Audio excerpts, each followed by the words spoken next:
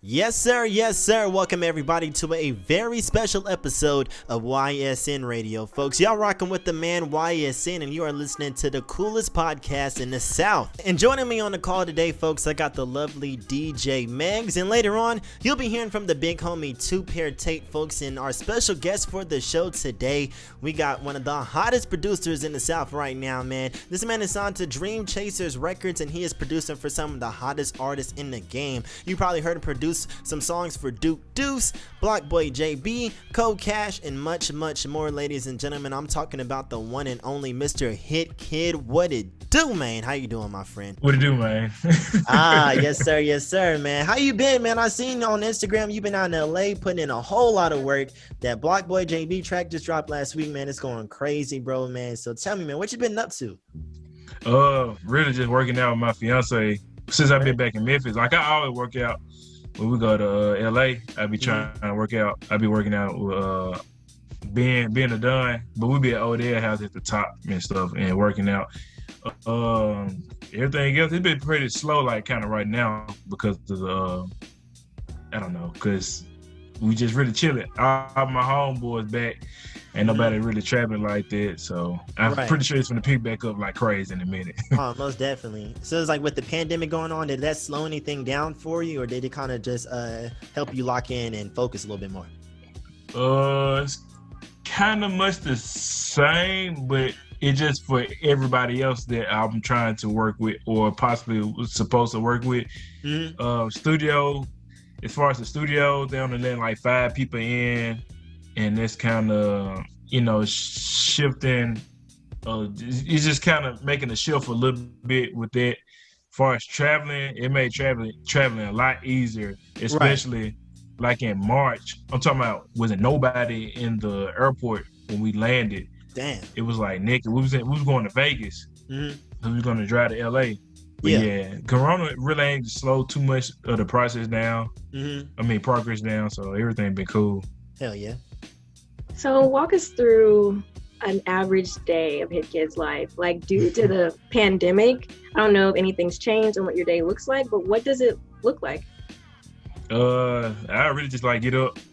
I probably play the game. Now I get up and work out. That's if I'm in Memphis, I get up and work out. Me and my fiance work out. Come home, play the game. Like I have my TV's like to my left. Like my laptop's right where it's at. And my TV to the left, so I just play the game, make beats. Play the game, make beats. Or I do both, literally both at the same time. Like when it's like a loaded screen or something, I turn around, try to make a beat, try to work on the beat right quick. Right. Do that, just back and forth. And come dinner time, it's either I cook or my fiance cook. And then we sit and watch a movie. And then I get back in here, either play the game, make beats, play the game, make beats. So what time does your day start? It depends. I really don't have no reason to wake up early, but no on a typical day, it's probably like 8 or 9. I really be trying to rest. About 11 now. Okay, that's right now. That's right now. When we be at the studio, we all go to sleep till you don't know when. Right. I feel you on that. Might be up the whole day. So what's the creative process like in the studio? I'll be seeing the videos you be posting. It looks like it's like a lot of people in there. There's a lot of commotion going on. So do you make your beats like in studio with everybody in there? Do you do it at home while you're by yourself and then bring the beats to the studio? It kind of altered a little bit as I got older and got more into the, music business. I don't really like putting my headphones on because I like kind of being involved. I like having my beats kind of already set up. But if I make beats while I'm out of town, I'm gonna need my own room, or I have to make it in the room that I'm in. Depending on how long the session is, how many people, who's there, all that ties in together. But I would rather have my stuff kind of ready, depending on who's there. I feel you. And as I know, as artists, man, for rappers at least, they hear the beat and they immediately, they can either go into the studio, start freestyling or whatever, how they may be feeling at the time. So when you're in the process of creating a beat or making a beat, what are some things that inspire you that, you know, like, oh, I need to go write this down? Or do you just get like, have you ever been on the computer and just start freestyling the beat? Or, you know, how does things come to you as a producer that makes you create what you do? I think I freestyle in my head. I just haven't caught myself yet. I do try to come up with like melodies as I'm making a beat, or like any type of rhymes, or I might, as I'm making the beat, my mind be clear. But as you know, later down the line, as I'm making the beat, I might hear somebody rapping. My head like, hey, this sound like this, go here. So I kind of, you know, make a beat that's similar to their style and go from there. Yeah, I feel you. So a lot of your beats are Memphis style beats, you know. Do you eventually want to venture out and like make, I guess like West Coast style, New York style, or, you know, more, or is your goal is to bring that Memphis style and take it global? That was my initial goal when I first started producing. I got some others like crazy beats. Yeah, like I was listening, like off the wall. Yeah, I was watching one of your vlogs, man. I was watching one of your vlogs, and I seen you had like chopped up the Paper Planes by MIA, and like made like a sample beat out of that. And I was listening to, I was like, this is hard, you feel me? And so so you like to experiment with stuff like that, and kind of like in a free song. It's like Paper Planes is that's kind of like normal almost. I listen to like Tattoo. It's like a lesbian Russian group. Phil Collins, Tame Impala. Oh yes. Enya, like all that. I listen to like Bill Withers. Some of everything. I love like house music though. Oh yes. My pops is a really big fan of house music, so that's pretty cool. Yeah, it's pretty groovy to me. That's why I like it. I feel like that's very important for a producer to be familiar with a wide variety of sounds. Because I feel like if you listen to just rap all day, every day, you know, you kind of like will get burnt out on the sound. And even if like rap started off with using like disco and funk samples, so I think it's good that you have like a very wide range of inspiration and things that you tap into. That's pretty cool. Appreciate it. So tell us about how you got started wanting to be a producer. Like what sparked the idea in your mind? Like, yeah, I want to make beats now. It's kind of like in my blood. My dad is an artist. He's a producer, artist, blah, blah, blah.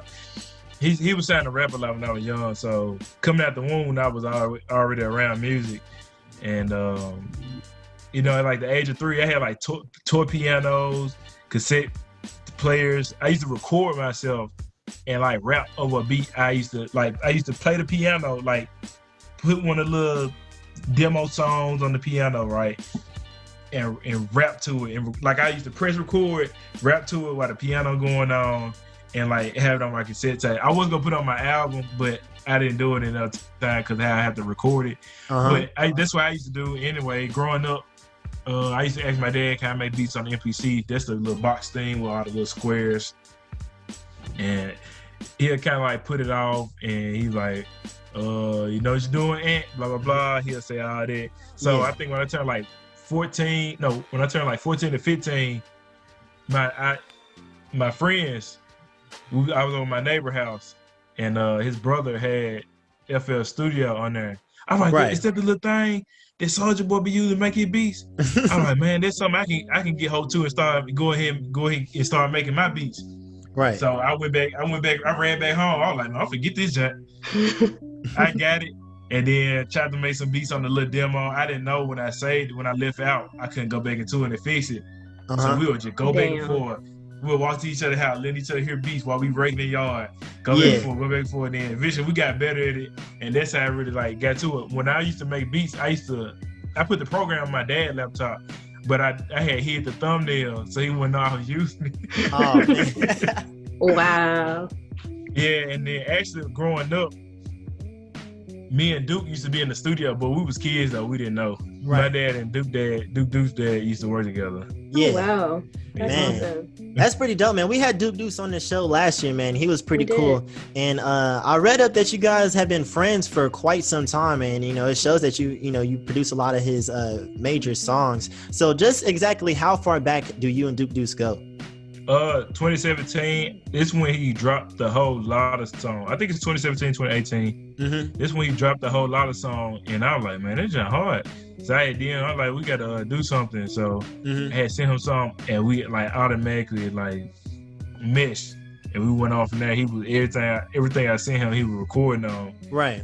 And we just kind of went from there. I was already making those type beats anyway. Yeah. And he already had his blood for that style. But when we got together, it's like we evolved at the same time. So yeah, as we were progressing, it was good for both of us. Right. Do you feel like building relationships with artists kind of makes the music better because you understand their personality and the type of music that they try to do, and so you can play off that when you're making beats for them? Of course, like especially like in the studio, you'll be able to tell them how you really feel about a song. That's if you got that relationship. So it make the process of making the song a lot organic.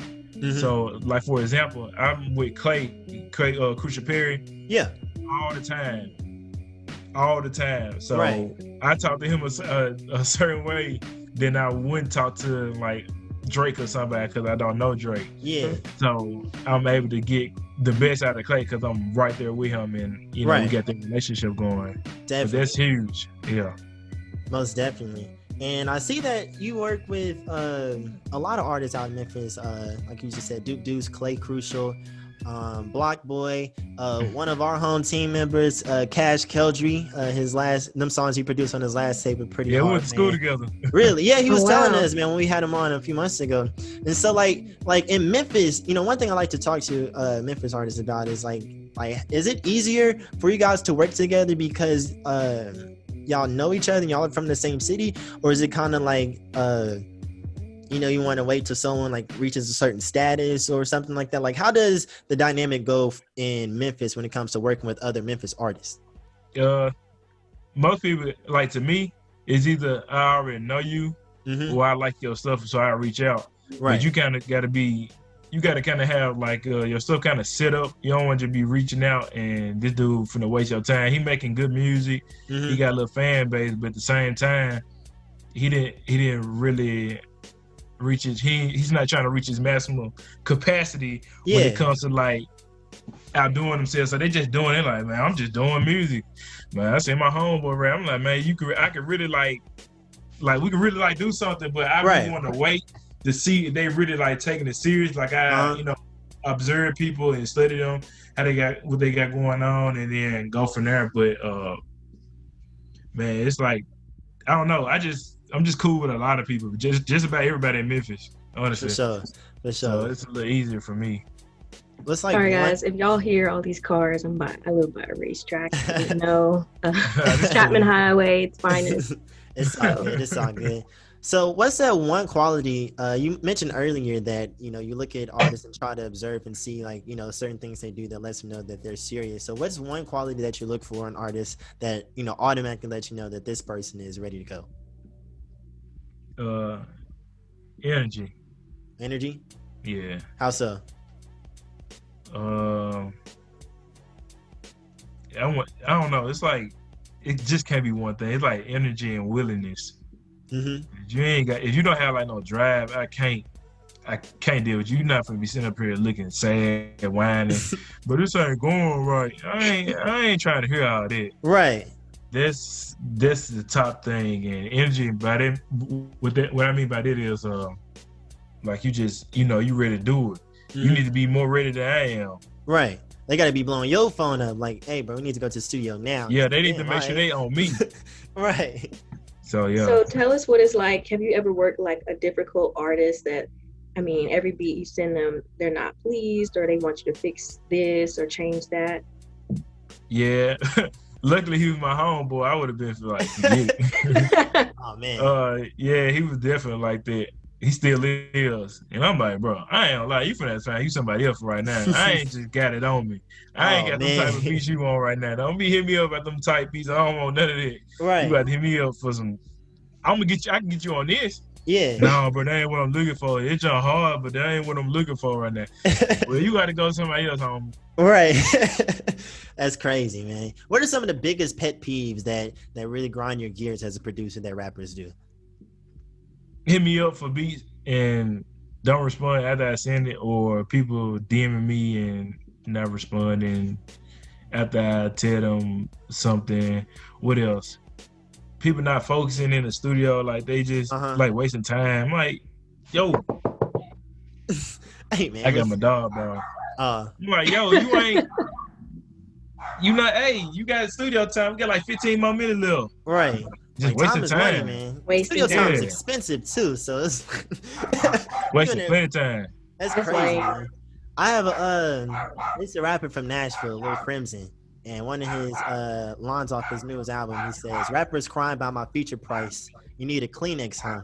So as a producer, and I know your prices have got to be up there right now. You know what I'm saying? You work with a lot of big names. So you ever get people in your DMs asking for beats and on you really hard about them, and then you tell them what the ticket is, and then it's a whole 180. They have you ever experienced that before? They just snap on you, or they don't want anything to do with you anymore if you tell them the price? Nah, ain't nobody snapping on me. I ain't gonna lie. They can do all that. I'm just not gonna respond versus me saying something stupid to you and I'm just wasting my time. But of course the energy gonna change as soon as I tell them that. But I do remember where I came from, so I kind of try to put that into play when I'm responding to people. Yeah, definitely. I do. I have to put that into play. Like, remember where I came from when I'm responding. But I also got to know where I'm about to head to, where I'm at now, and where I'm about to head to. Right. So you don't get a lot of people trying to hit you up for free beats anymore. They kind of just know that. What? Free. Definitely. Hey man, you'd be surprised, man. I follow like a few producers, and you know they post like snippets of their beats, and there be people in the comments like, "Hey man, post this on YouTube, bro."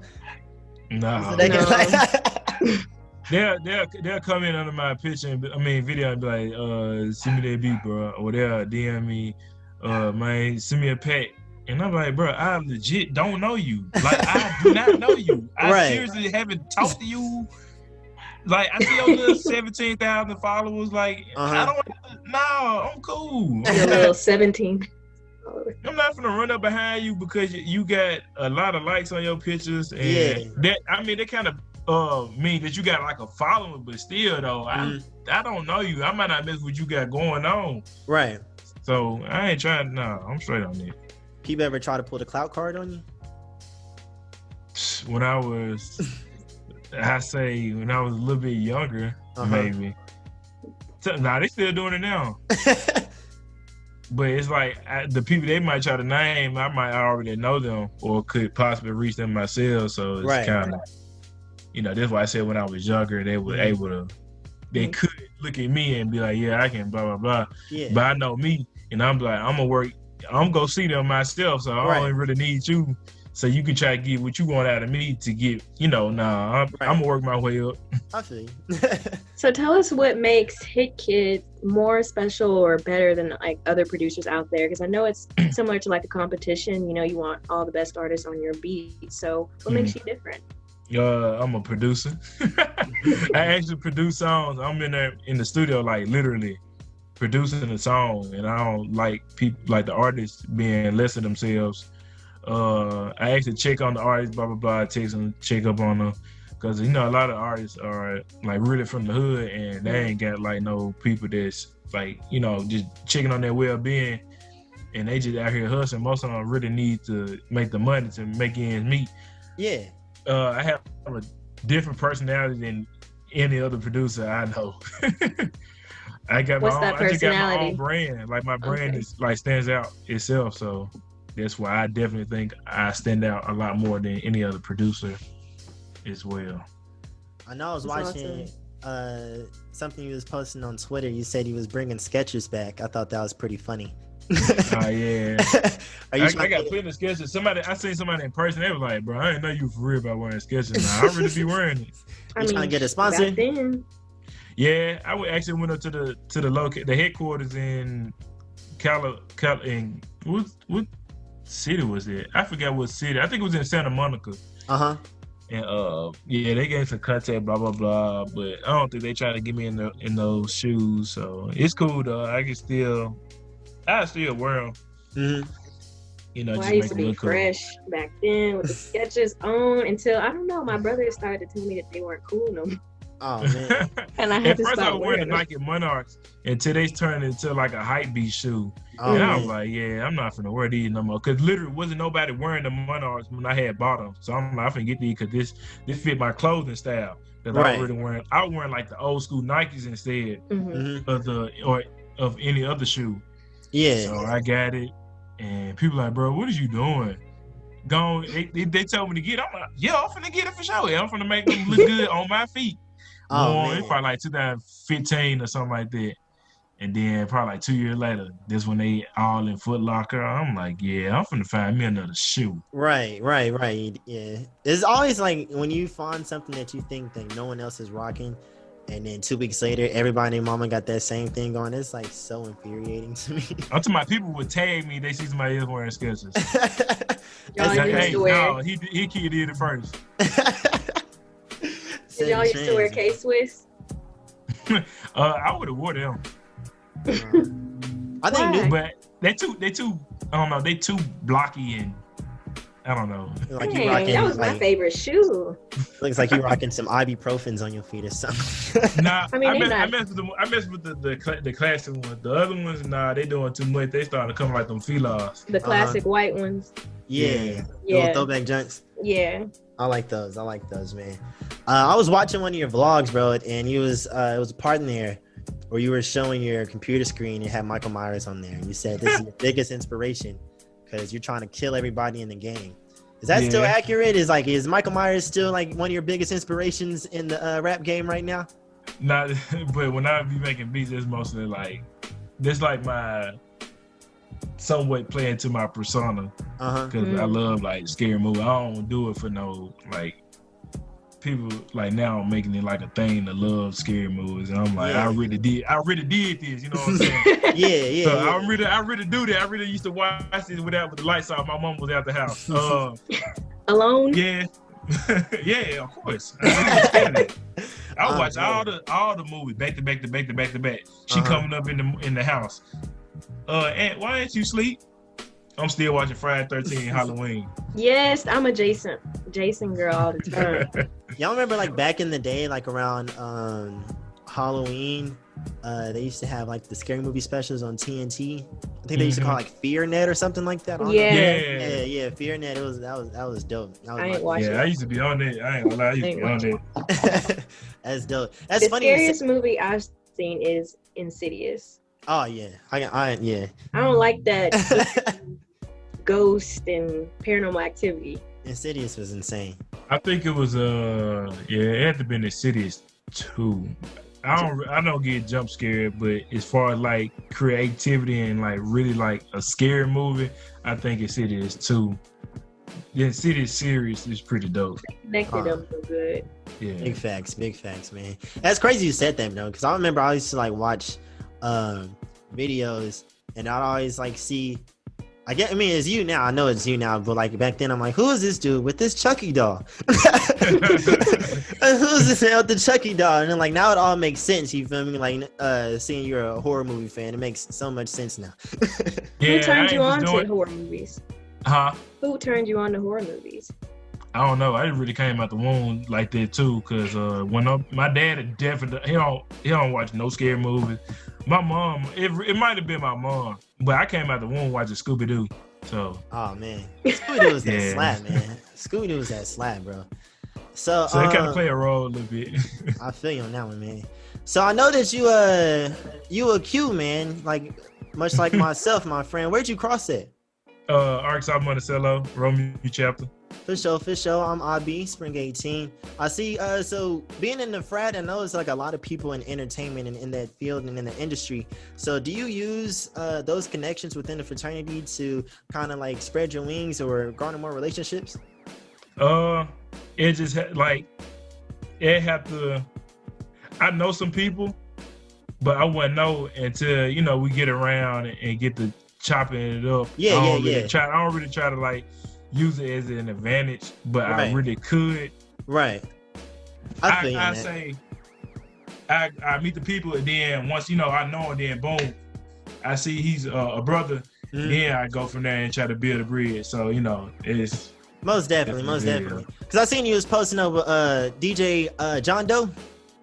Yeah. JD, man, I was like, oh, for sure. So I didn't know if, like, you know, especially in Memphis, you know, there's a lot of brothers out there. I didn't know if, like, you use those connections to, you know, get deeper and, like, meet more DJs or other producers and make collabs and things like that. I don't think it's too many that's like in Memphis, like at least that's in my realm of like music, if that makes sense. Right. You know what I'm saying? Where I feel like we really need to connect, but it won't be a bad thing to meet up and, you know, chop it up and connect and go from there. Most definitely, man. So yeah, I miss with John. Yeah, he's a good friend of mine. Real good friend of mine. Most definitely.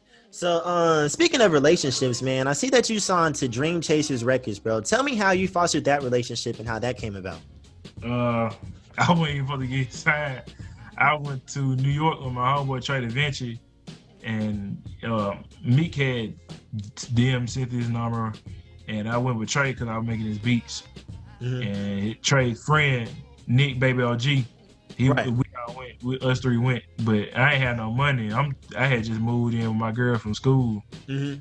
I'm like, hey, man, I ain't got no money. So the little money I did have, I'm investing. So anyway, they were like, man, we got to buy our own flight. We went out there to New York, and we sat there in the hotel. We was like, bro, this money ain't coming down.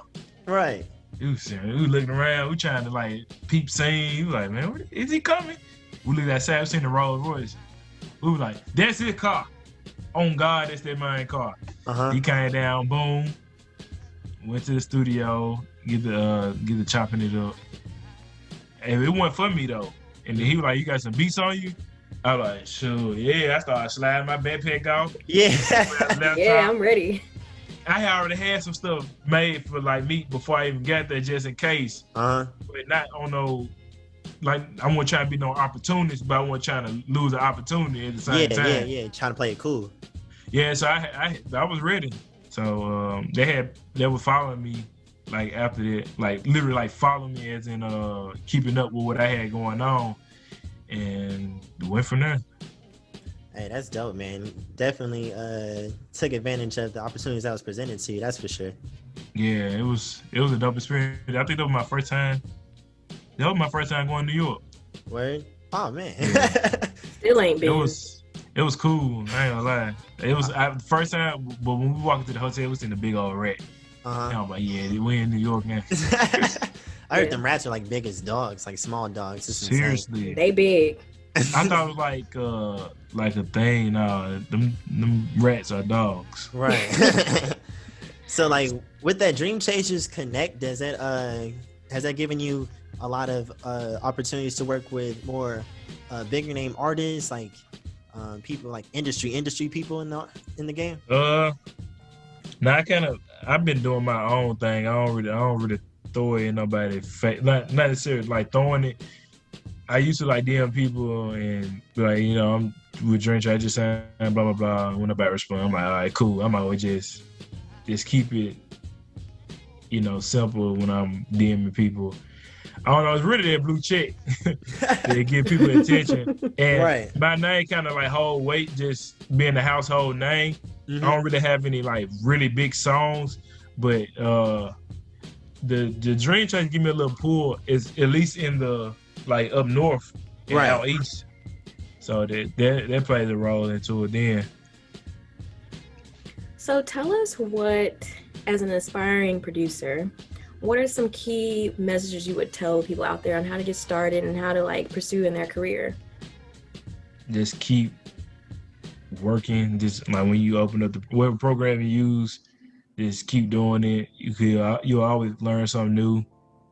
Study whoever you want to study. Like you really have to like pay attention, but you really have to be hands-on to be able to learn faster. You don't be scared to make mistakes at all. Mm-hmm. Like you trying to jump in the game and make your first hit. I'm like, no, you got to make a mistake first. You need to, you know what I'm saying? You can't be trying to jump into the game, because that's when stuff don't go your way, it's gonna hit harder. Right. And you're not gonna be able to handle it. Facts. Failure is the key to success, honestly. You have to fail in order to succeed.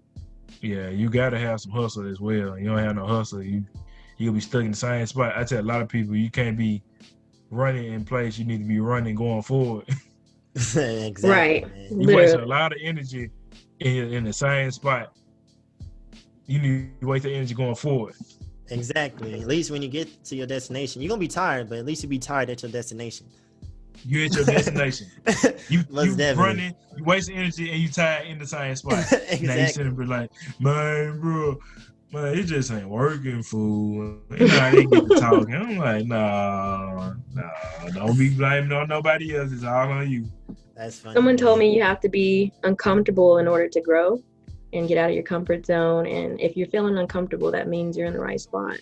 Yeah, I definitely tweeted that. I was like, in order to see you, definitely have to be comfortable with being uncomfortable. Mm-hmm. You got to know it's like you have to deal with inconvenience to be successful. Most If definitely. you're not ready to deal with inconvenience, well, I don't know what to tell you, man. you're gonna be whining a lot more times you thought you would. Facts, bro. Facts. So, what is one of the biggest L's you've taken in your music career that has turned into being one of the biggest lessons?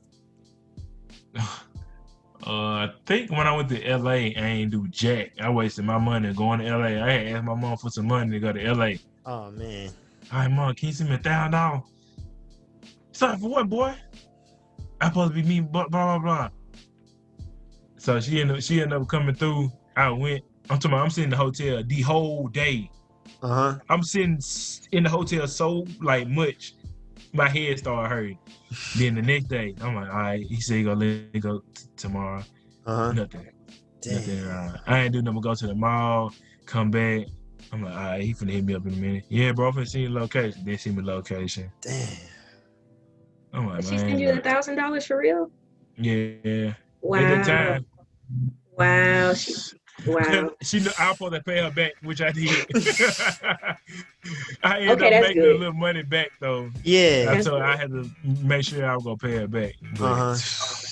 How long were you out there? it was for that weekend. It was a weekend, I think. Yeah, it was a weekend, Friday to Monday or something like that. Or Sunday. Dang, man, that's crazy. I was just in LA over the summer. We kind of took a little L. We had booked out a 12-hour session at the studio, right? And we get there, and something was wrong with like how the mics were plugged up or something like that. Like I don't know like what exactly was wrong, but for some reason like the equipment they had wasn't recording. And so my partner was trying to call the owner of the studio, trying to get somebody out there to fix it. And they was just like, oh, well. It's like, oh. Yeah, I would have got my money back. I ain't gonna lie. Oh, yeah, I think he did. But yeah, we was in there for 12 whole hours. Literally half a day, like spent the night just listening to the same beats. Damn. We woke up the next morning. I was so mad. I was like, yo, we got to find a studio like ASAP. So I ended up finding, going to Excellent Studio in Hollywood.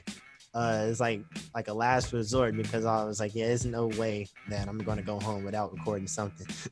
Dang, I would have been pissed. I would have been pissed. On me, man. It's crazy, bro. It's wild because it's like, I feel like going on the road and taking those L's on the road just builds character, you know? No, you can ask Clay Crucial Pair the third. We took like plenty L's. I'm talking about like, bro. Oh man, we got Like, two pair plenty Tate in L's. the I building. Huh? We got two pair Tate on the line with us right now. Sorry to cut you off, but yeah, man, them L's, bro, it's going crazy. You say you and Crucial?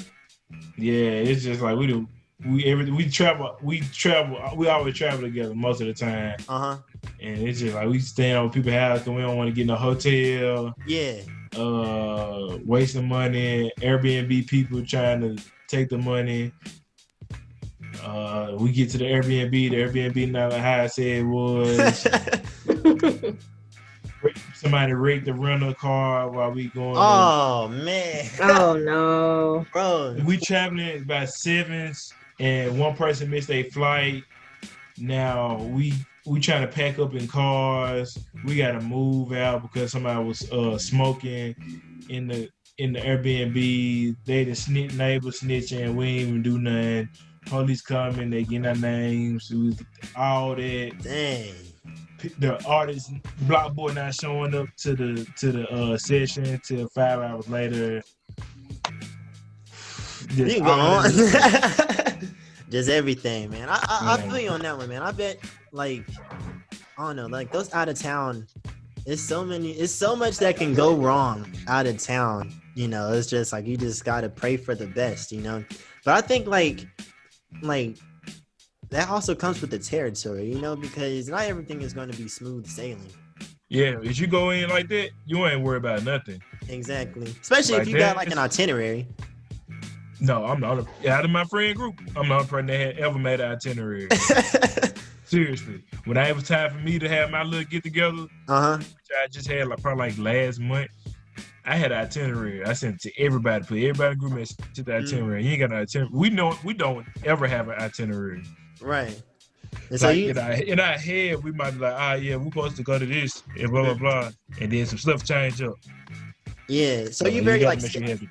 Are you very schedule oriented? Do you like to stay like on the schedule, especially when you're out of town? Do you like to, keep a routine? When I'm out of town, yes. Right. When I'm out of town, if I'm dealing with Clay, when we out of town, if anybody else, when we out of town, I need to know what we're doing, because we might have, if we got one car and there's not too many people that can fit in the car, we really need to be on schedule for everything, because this would take rolling into who get in the car, who go stay. All that. I don't need people venturing off. We need to be on time. We don't need to be wasting 2 hours because we got 12 hours. All that. We need all this time. I'm the most organized person when we go out of town. I would hate for stuff to go wrong. Yeah. You sound organized. You sound. Yeah, at least, like when it comes to stuff like that, like room and being in the house. Nah, I'm not organized, but like stuff like that. When it comes to like a business. Yeah, business. Yeah, I gotta be organized. Most definitely, man. One thing that I was wondering, like, especially with trap music and like gangster rap, you feel me? I know it's like a very hostile environment. It can be a very hostile environment. So, as a producer, is it kind of like take the pressure off you because you're not necessarily involved with, those antics, so like when trouble does come up, are you automatically like a neutral party so you don't ever have to like deal with anything like that? Or since you're involved with these people, do you ever get dragged in like any beefs or anything like that? I'm always like, just my personality just make me neutral. Right. Because I'd have been on both sides for sure. I know like I said earlier, I know everybody in the city, and I'm cool with everybody because I know how to keep relationships and be respectful to whoever side you with. Most definitely. And yeah, because I know like especially on the Memphis scene, I don't want to like name drop or anything, you feel me? But I know like it can definitely get pretty sticky with some of the rappers in there. So I didn't know if like for producers it's kind of like, if you make beats for this person, then kind of like blackballs you from the other people type stuff like that.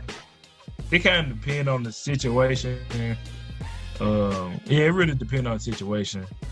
But I try not to. I don't make beats for people who do diss songs. If you see me produce a diss song, it's because they didn't tell me. They're like, bro, I need a beat, bro. Nah, I'm not Hitkidd. You don't want because I don't do. He don't want that. He ain't trying to have that smoke. He not trying to have that smoke at all.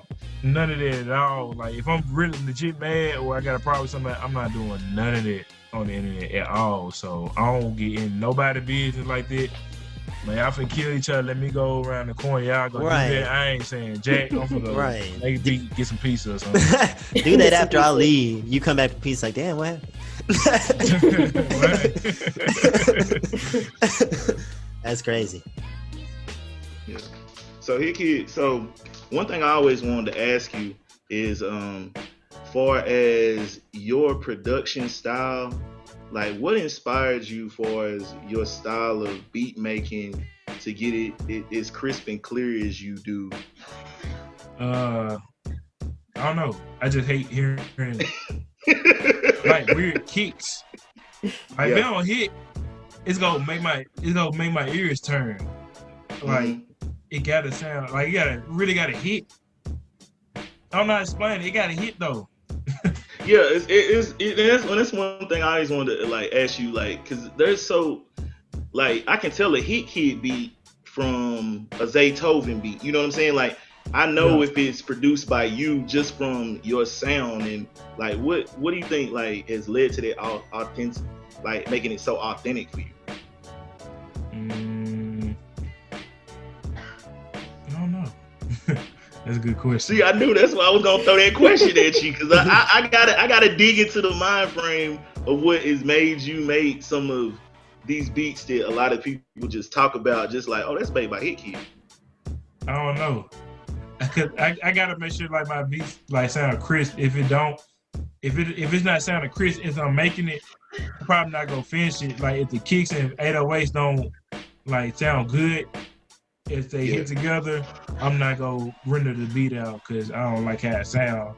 Like it really has to be like a good sharp sound. Got no extraness all in the beat, making beat sound too crunchy. I don't like that.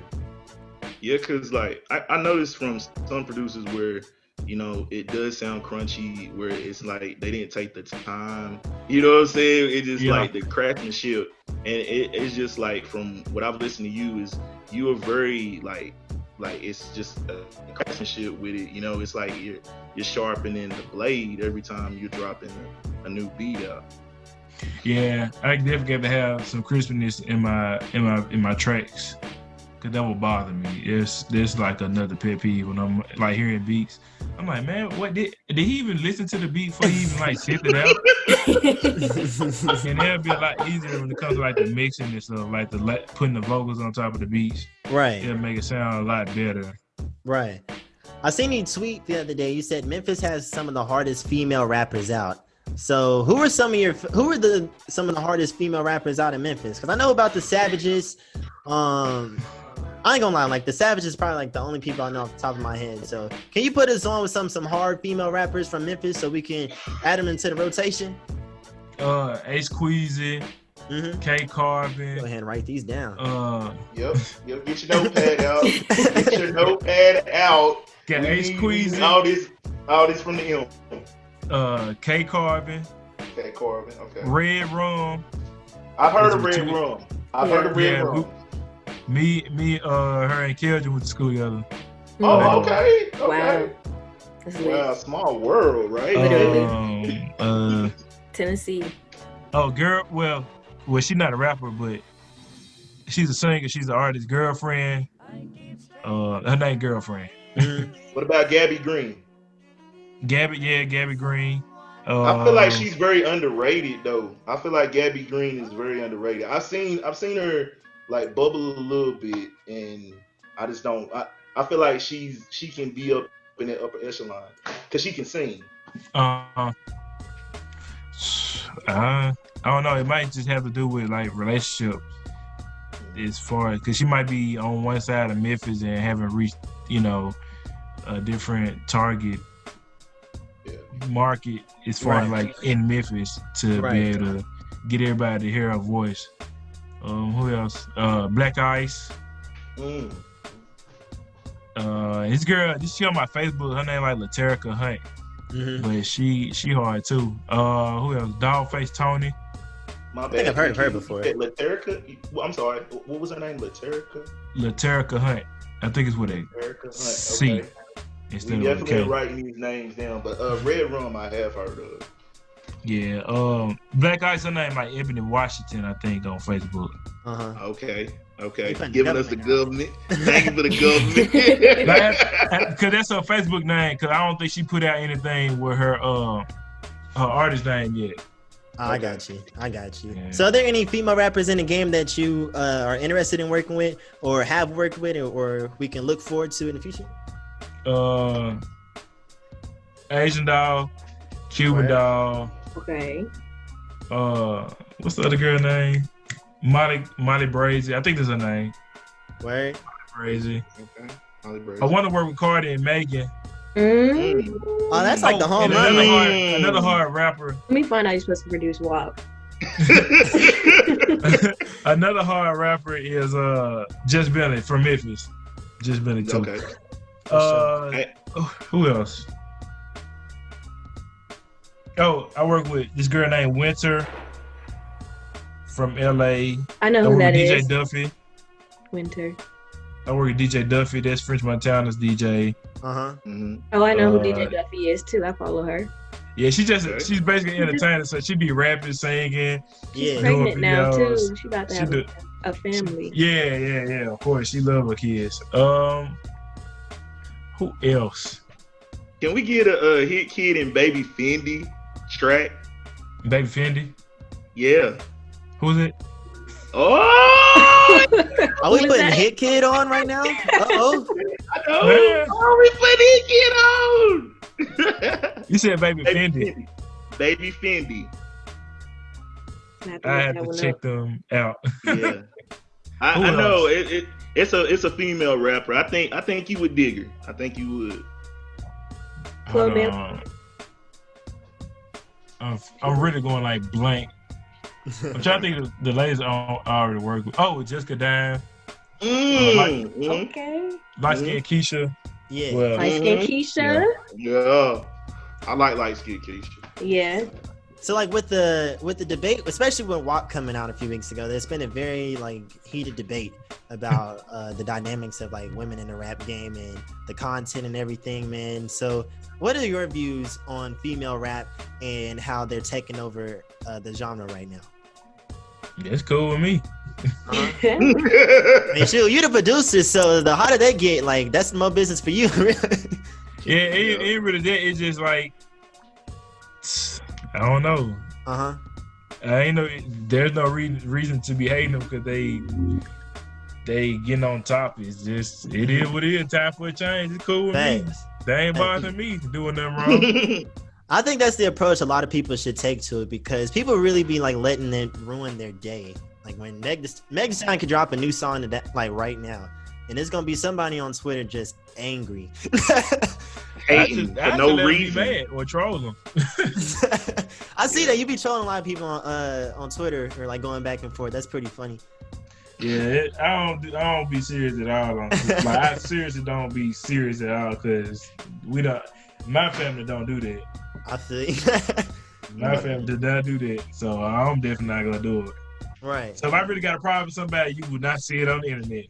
Exactly. Right. You will pull up. I don't even know.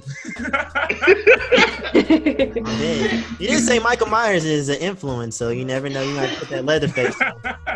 A lot of my classmates would say I'm definitely influenced by Michael Myers. You just open up the closet, you just standing there. What was you talking about on Twitter? To my teammates when we was standing in the dorm room. When I was taking a shower, I had cut all the lights off in the shower. Oh hell! I turned all the waters on and I started playing the theme music. I ain't gonna cap, Hitkidd. We would have been fighting. But he didn't know who it was. Sure. Though. He was like, I just know it's you. You the only person that do something like that. I'm dead, man. So I have this one question. Do you want to go first? Do you want me to go first? No, go ahead. Go ahead, Megz. Yeah. This is a question that I just thought of. Like, as a female artist, I'm just curious, is it helpful for them to like know how to sing or somewhat harmonize as when you're like producing a song and they're getting on a track? Does it matter or does it not? It don't matter for a dude. Yeah, that's true. That's true. Auto-tune be people's best But I know friend. that's when auto-tune, they use it a lot, and I'm wondering, is that something that they push for to make the female artist sing or anything like that? If the lady artist, she needs to stand 10 toes, be like, I don't want to do that. I'm not doing it. But at the same time, it'll make their range, you know. Mm-hmm. You know, it give them a lot more. It give them a lot more room to make some other type songs. Definitely. That's the only thing. Other than that, if you don't want to do it, don't do it. Because they don't make no guy artists sing. So you ain't no ladies. Should no ladies sing. They make Future sing. They don't make Lil Chat sing. I'm dead. I'm dead. So, that's funny. That's a good one. Long term speaking, man, what's some of your 5-year goals and your 10-year goals? Like, where will we see Hitkidd 5 or 10 years down the line? 5 years. I want to have some plaques. I'm trying to get some plaques on the wall. You definitely on your way. Facts. You are definitely on the way. That you got. Right. You definitely on your way. You put another co-cast record out like you've been doing. You're gonna get half of them streams is coming from me. I'm supposed to be sending him. He called me earlier. I had supposed to be sending him something, but it's not sounding right. And I'm dead. we both are picky on that. 10 years. 10 years. I see myself like having a label based out of Memphis. Word. And with a penthouse in LA. Oh yeah. Maybe 5 years with it. Right. 5 years, I'm definitely getting a new house. I already have a new house. Period. Oh yeah. Period. Yeah. So quick question. Go ahead. Yeah, my fault. Like, quick question, Hitkidd. Has there ever been an artist where, you know, you've laid down the beat and you get it back from them and they took it way left field than what you were planning on that they were going to do with the track? Definitely. They did it while I was in the studio. Can you give us a story? You don't have to say the name of the artist, but you know, you can just give us like a brief story of it. I'm like, bro, you need to rap.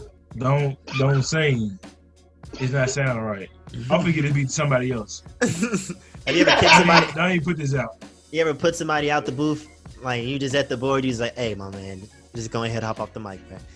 I ain't doing none of that. I don't want to do that. Or like, have you heard somebody use the beat and you just to the point where you saying, you know what, I'm just gonna lease it with you for this amount, and then I'm gonna give it to somebody else? Man, I know it's happened though. I know you've done leased the beat with somebody and said, nah, if I'm leasing, I want to lease a beat that I don't know. It's kind of like hand to hand, depending on like how the beat sound. If the beat lease, I won't give it to nobody else that's bigger than the person that leased it. So it's kind of like, it's a lot to it. I don't know how to explain it right now. It's a lot to it. I got you. Right. But if I see you, if you ask me for beats, or I see you the beats and you ain't doing no justice, I'm like, I ain't gonna lie, bro. It's not hard. I can't have my name attached to this. Ado. Seriously.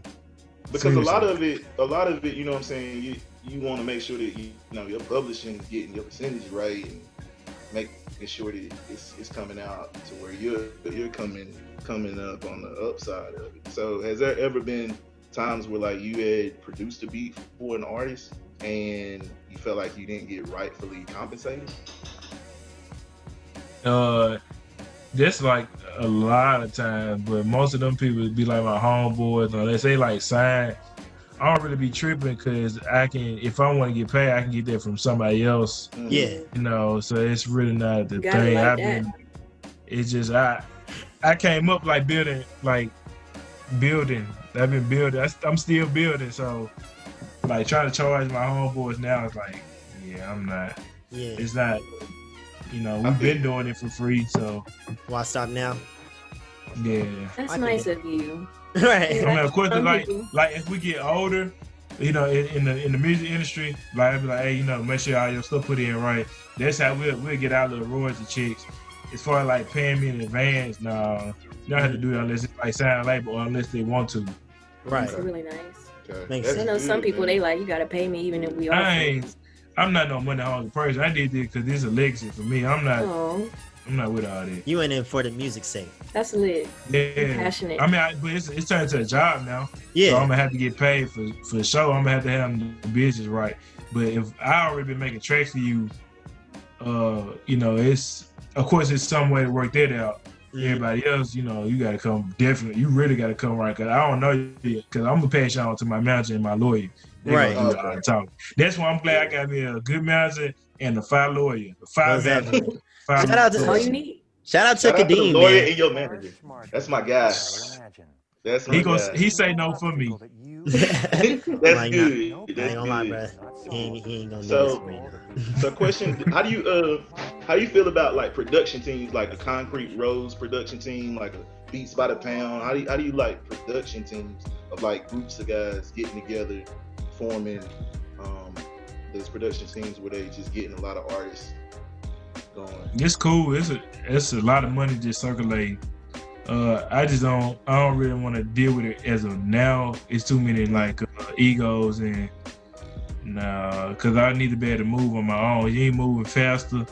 I mean, if you're not moving fast or faster than me, I don't really want you being around. If Right. you got like an ego problem, if you like to whine and be lazy, you can't. Nah, you're not working with me. I feel you on that. That's the only thing. But as far as like you, if me and Tate Keith and somebody else, yeah, we just working, just boom, hey, this collab, boom, send it to somebody else. That's finna get placed right then. There's X amount of money. All right, go over here.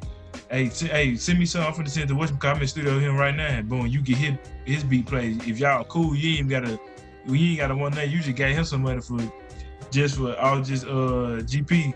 So he do the same thing. He do the same thing. He just folks just get placed all over. It's just money just floating around. Most definitely, man. So I have one last question. Go ahead. I want to know, do you ever get a time where like you are stuck to where you're like making beats and they kind of sound the same or anything like that? So how do you get out of that?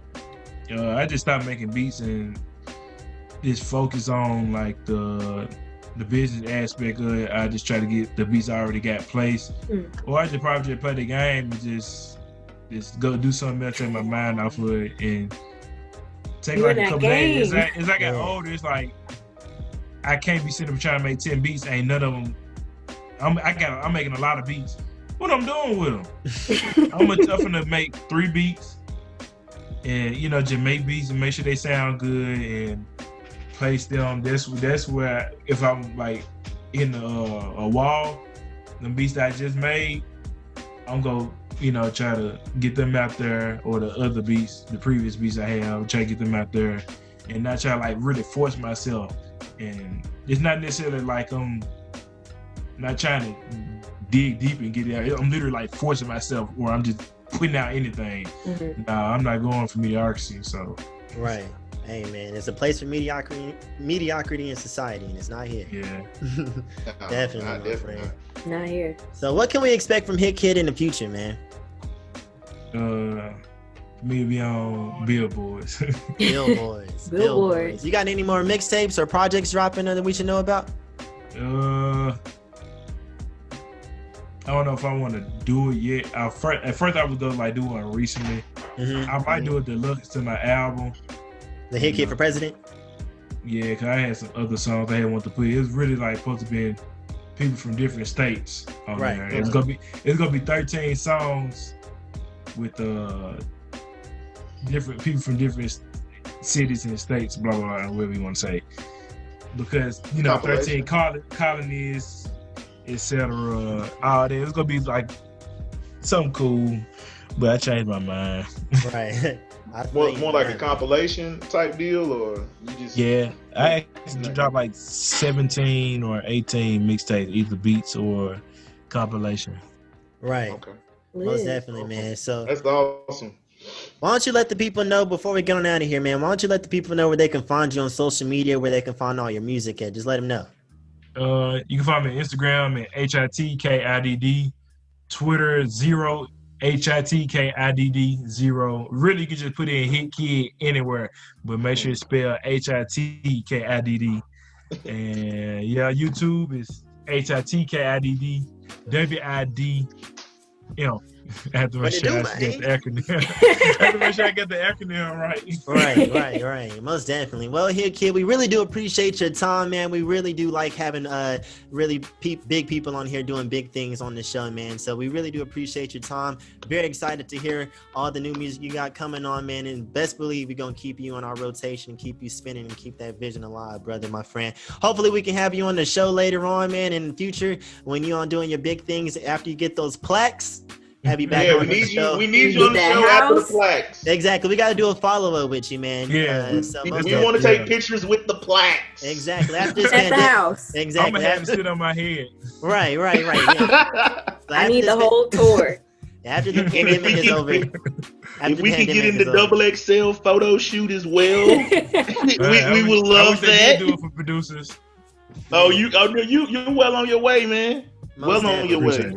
Most definitely, Thank you, man. We're going to go ahead and wrap it up, folks, and give a very big thank you to our good friend Hitkidd for giving us his time today and joining in on this call and giving us a very great interview, folks. If you made it this far, thank you very much for being a loyal listener. I really do appreciate it. This has been another episode of YSN Radio with the man YSN, the lovely DJ Megz, and the big homie Two-Pair Tate. Make sure you guys tap in with Hitkidd and check out for anything and everything he has coming out, folks. I guarantee you he's going to be the next big thing, the next hottest producer out of Tennessee, and you heard it here, folks. First, he is stamped by YSN Radio, ladies and gentlemen. And like I said, make sure you guys tune in for more episodes to come. We got a lot of good content coming up for you, folks. Tap into ysnradio.com. Follow me on the gram at RealYSN for all the latest news and updates as they happen, folks. And this has been another episode of the coolest podcast in the South, YSN Radio. Let's go.